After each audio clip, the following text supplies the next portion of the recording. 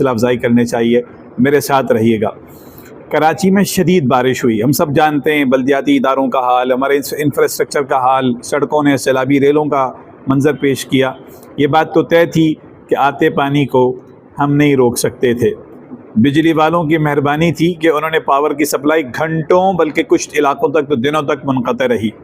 اس عجیب اور پریشان کن ماحول میں، مایوس کن حالات میں، کراچی کے شہریوں کی جذب اخوت، ان کا جو بردرہڈ ہے، ان کا جو ایثار ہے اور ہمدردی اہل کراچی کا نہایت شاندار رویہ تھا۔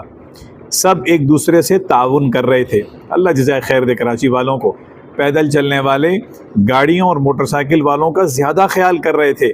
سب بے بسی میں ایک دوسرے کو دیکھ کر مسکرا رہے تھے اور کچھ ایسی حرکتیں بھی کر رہے تھے کہ ایک دوسرے کو دیکھ کے مسکرائیں، اور کرتے کیا؟ اپنے تئیں درست یا غلط راستہ ضرور بتا رہے تھے۔ کہیں کوئی لڑائی یا جھگڑا بلکہ کسی چیز کی چھیننے کی خبر تک نہیں سنی اللہ کے فضل سے۔ ان حالات میں نا جب ایسے فلڈ جاتے ہیں ویسٹ کے اندر، مغربی ممالک میں جہاں میں اور آپ جانے کے اکثر لوگ حسرت کرتے ہیں وہاں کا پاسپورٹ آ جائے، وہاں کی امیگریشن مل جائے اور وہاں ہمیں تعلیم مل جائے، ٹھیک ہے، غلط نہیں ہے کہ کسی انسان مقصد کے لیے چلا جائے، لیکن ان حالات کے اندر وہاں اسٹورز لوٹنے کی ہم نے خبریں بہت دیکھی ہیں، ایسی ویڈیوز دیکھی ہیں، چھینا جھپٹی ہوتی ہے، لوگوں کے گھر خالی ہو جاتے ہیں تو لوگوں کے گھروں سے لوٹ مار کی ہوتی ہے۔ اللہ کا بڑا فضل رہا کہ اس مایوس کن حالات میں، پریشان کن حالات کے اندر، کراچی کے اندر ایسی کوئی خبر اللہ کے فضل سے نہیں سننے کی ملی، الحمدللہ۔ فیکٹریوں میں راہ چلتے لوگوں کو شیلٹر دیا گیا، یعنی ان کو کہا گیا کہ آپ ہمارے یہاں رہ لیں، اور مفت تواضع کی گئی، ان کی ہر طرح سے ان کا خیال کیا گیا۔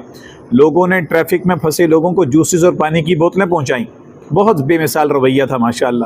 پانی میں بند ہو جانے والی اسکول وینز کے بچوں کو لوگوں نے اپنے گھروں میں رکھا۔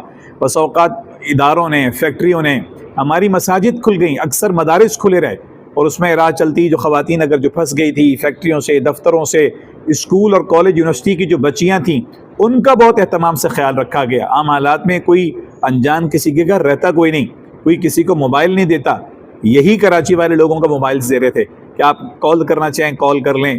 اب ہوتا ہے نا پری پیڈ والے تو ویسے ہی 10 15 20 روپے کا بیلنس رکھتے ہیں، باقی تو پیکیج ہوتا ہے، لیکن یار کوئی نہیں، میں کال نہ کر سکوں لیکن میرا یہ بھائی کال کر لے، میں کال کر سکوں نہ کر سکوں میری یہ بہن کال کر لے ہیں۔